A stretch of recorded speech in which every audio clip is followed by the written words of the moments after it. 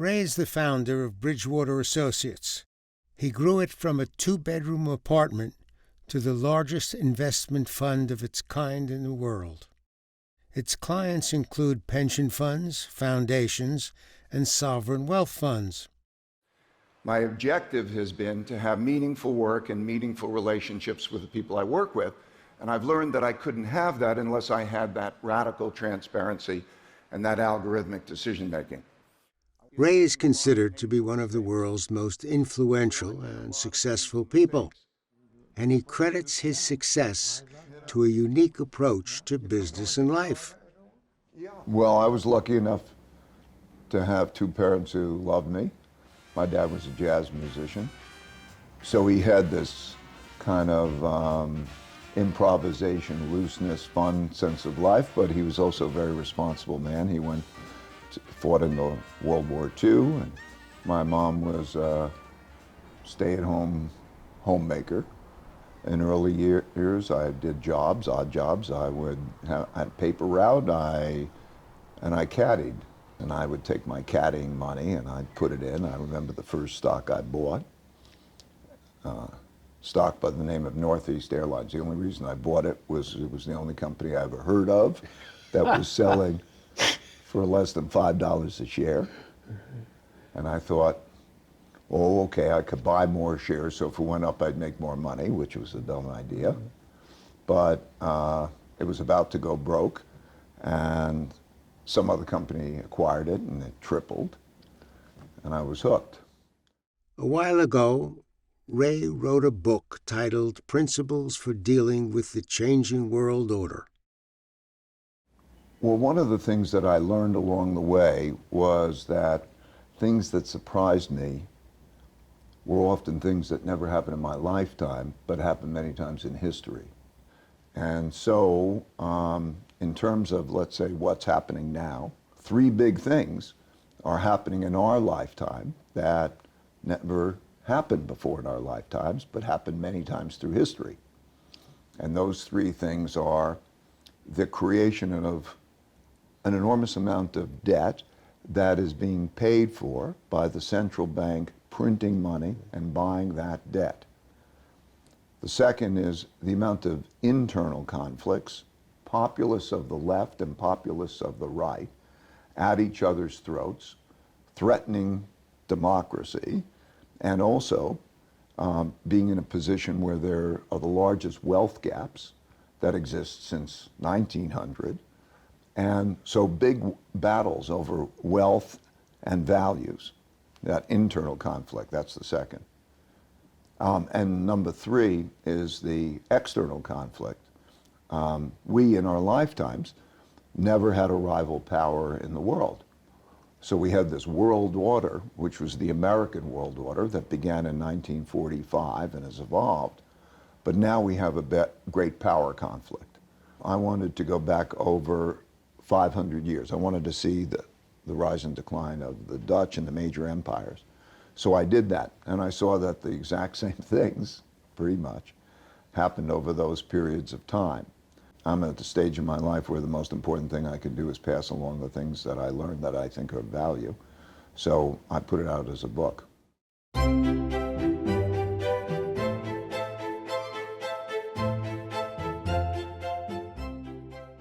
The first example in Ray's book are the Dutch during the 16 and 1700s.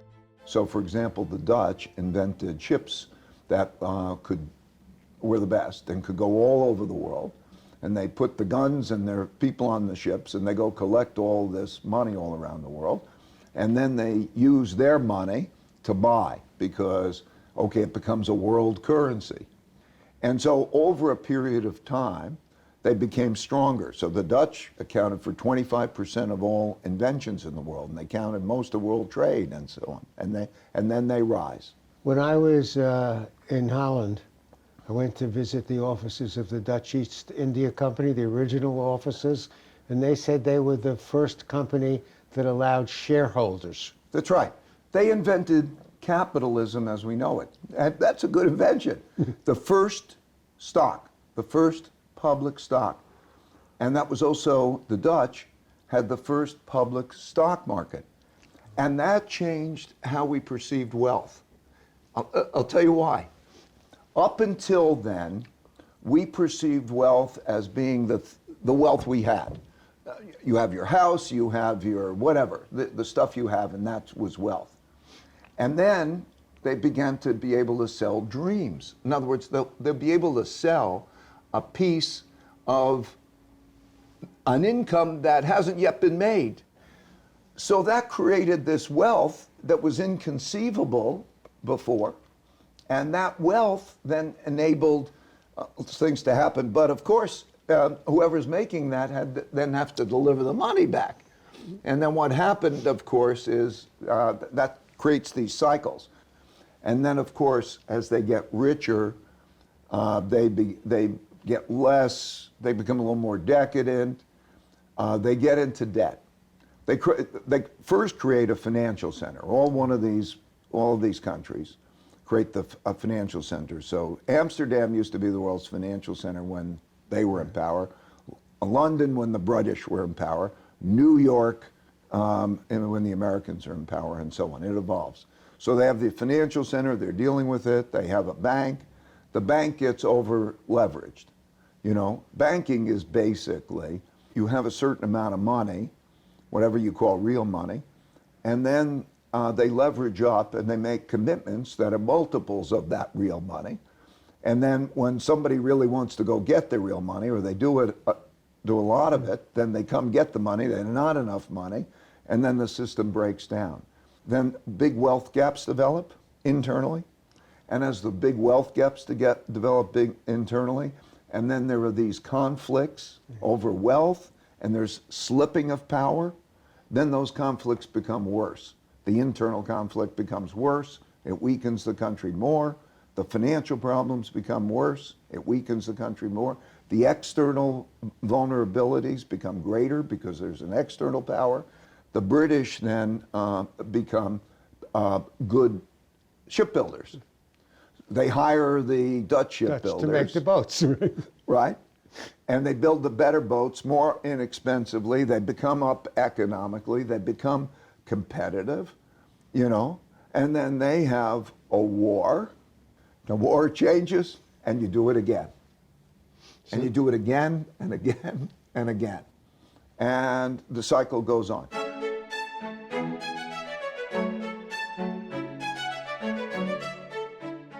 In 1707, the Act of Union was passed, which joined England and Scotland, forming Great Britain.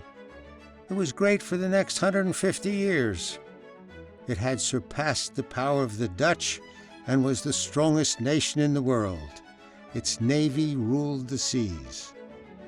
But in 1776, its 13 American colonies decided to go it alone. No more belonging to Great Britain. No more kings telling us what to do.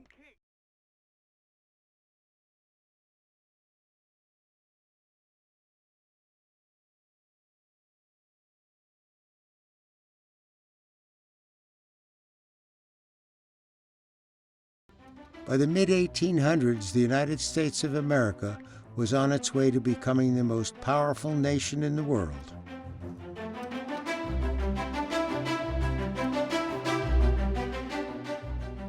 The English went down and the Americans came up. Is there any way we can change this arc and the United States can be in better shape? It's all basics, you know. Do you earn more than you spend? And do you have a strong income statement and balance sheet? So are you productive? Are you well educated? These fundamentals. And then, do you work well with each other to row in the same direction? With competition, but to be effective internally. So do you have internal order that's productive? And are you strong internationally? Okay, those are the basic fundamentals. And so when we look at those things, we can say, oh, we should easily do those things, but it's not easy.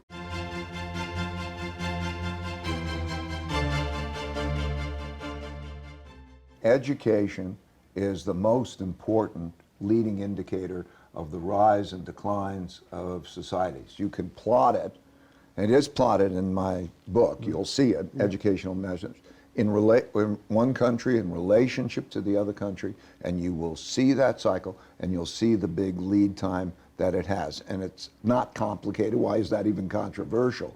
Because smarter people can be more productive people, and they can make the society work well. And because of that, that leads. And I think it's a great tragedy that in our country, we don't consider that one of the best investments that we can make.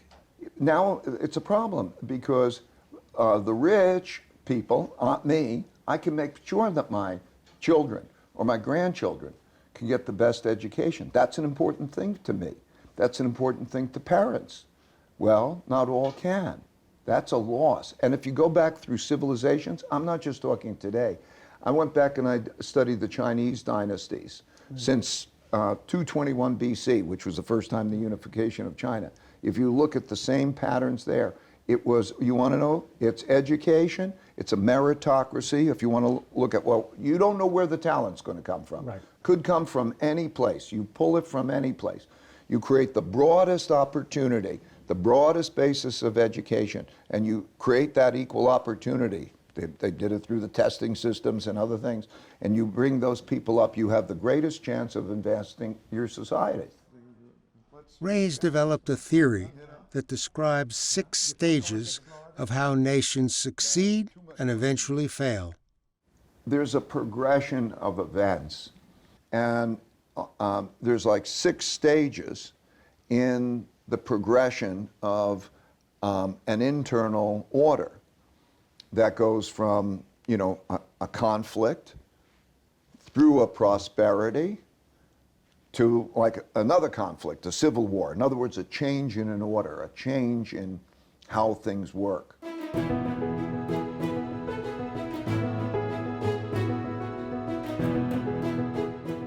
Tell me about stage 1. Well, stage 1 is there's a fight for power because of all the stuff that's happened before. And one side wins. There's a civil war or a peaceful revolution. But in both cases, there was a great conflict in which one side wins and the other loses.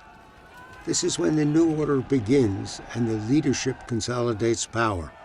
These wars are hellacious, and you get past them, and everybody's sick of war, and plus there's a power that's now in power that nobody wants to fight, and then they usually then internally they will fight for power. And so you begin a period of peace, prosperity, rebuilding that begins the cycle again.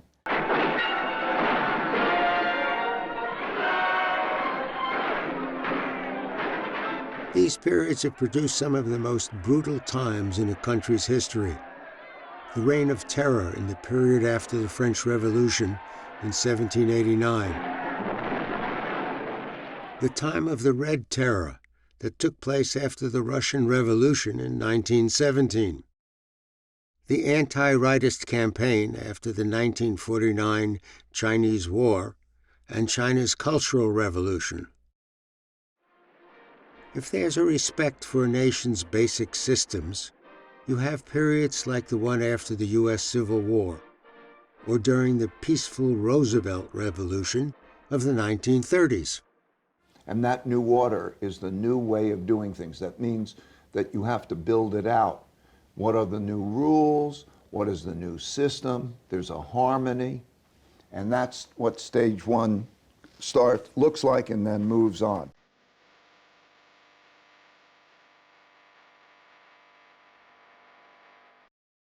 Stage 2 is the period when resources are allocated and government bureaucracies are built and refined. The leaders, or those who work for them, need to create a system where people are rowing in the same direction, in pursuit of similar goals, and with respect for rules and laws. The system needs to quickly improve productivity that benefits most people, especially a large middle class. And so you begin a period of peace, prosperity, rebuilding that begins the cycle again. And then that cycle, that peace and prosperity, leads to a period of a boom, of economic boom. Like after the Civil War, we had the Industrial Revolution, you had lots of, and then that advances and living standards rise and capitalism flourishes. It's like when my parents came back, and I suppose it's probably similar to your parents come back. They come back from World War II. Yeah. They're sick of fighting, and we come together, and there's peace, and there's an opportunity, and then there's a new way of doing things that's built. And with that peace, and there's a period of peace and prosperity that occurs in, as we build that order and then have that prosperity and building. And then the psychology starts to change.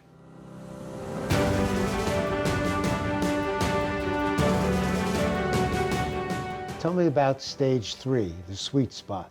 It's a period of, it's like a Renaissance period. It's a period where there's peace, there's working well together, there's creativity, there's productivity improvement, so living standards rise, that capitalism is working well in terms of creating opportunities, education, and it flourishes because also that country is flourishing, brings the talent together, and then there's investment. I, as a 12-year-old, get to invest in the stock market and to invest in capitalism, and then things go up, and you feel good together. You go to the moon.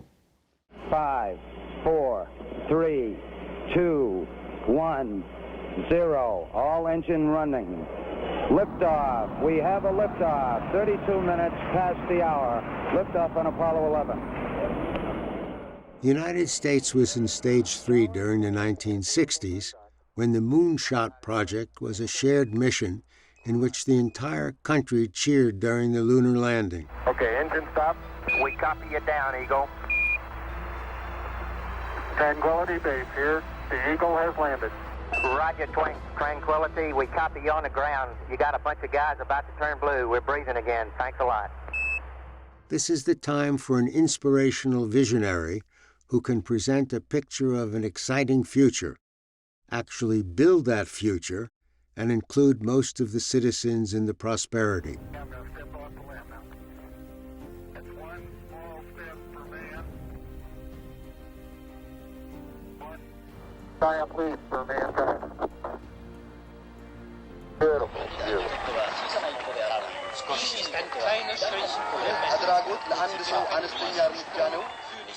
John F. Kennedy, in his short presidency of 34 months, did a good job of trying to build stage 3.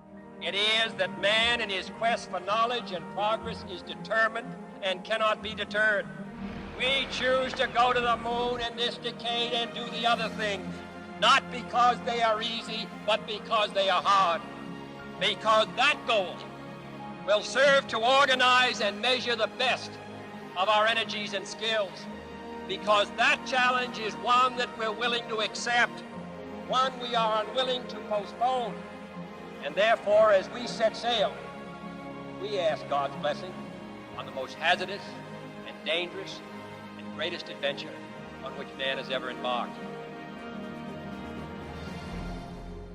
So that stage 3 can, last a longer time or a shorter time, depending on, the basics, how long you can sustain that desire of people to be that way, to be educated, be productive, how excited they get, how into that whole, and then do things the right way. And it ends as there's greater and greater levels of indebtedness. Also a change in psychology. That's that generation that went through the war, and then as you come to another generation that didn't go through the war and the fighting and so on. And then that starts to have issues because you overspend. you overspeculate. You're wrong on the speculations and so on. And we move on to the next stage.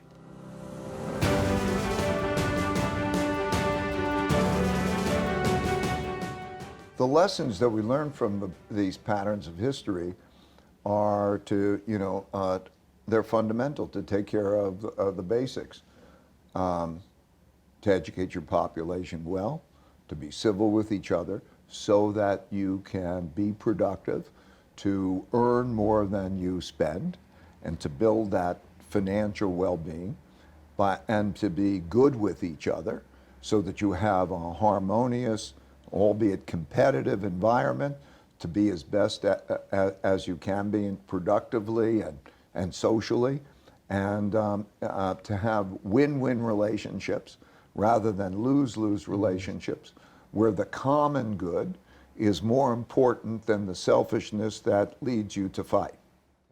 Well, that's part one of our talk with Ray Dalio on dealing with the changing world.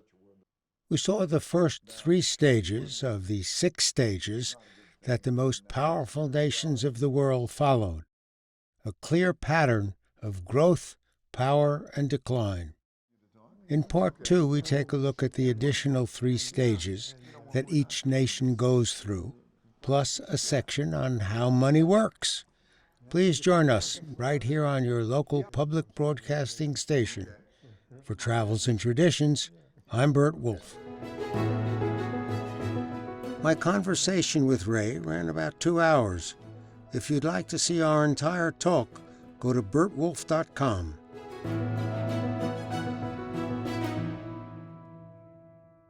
Man in his quest for knowledge and progress is determined and cannot be deterred. We choose to go to the moon. We choose to go to the moon. We choose to go to the moon in this decade and do the other things, not because they are easy, but because they are hard.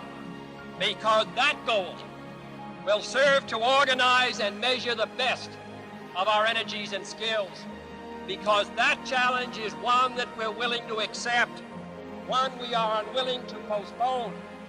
And therefore, as we set sail, we ask God's blessing on the most hazardous and dangerous and greatest adventure on which man has ever embarked.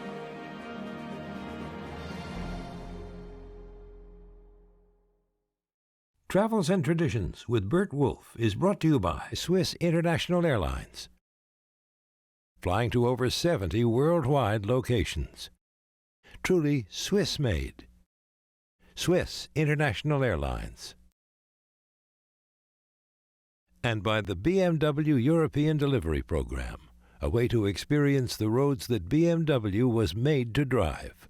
BMW European Delivery Program. And by the Signet Foundation, raising funds for those in need through art-related initiatives, contributions to UNICEF and animal welfare organizations. The Signet Foundation.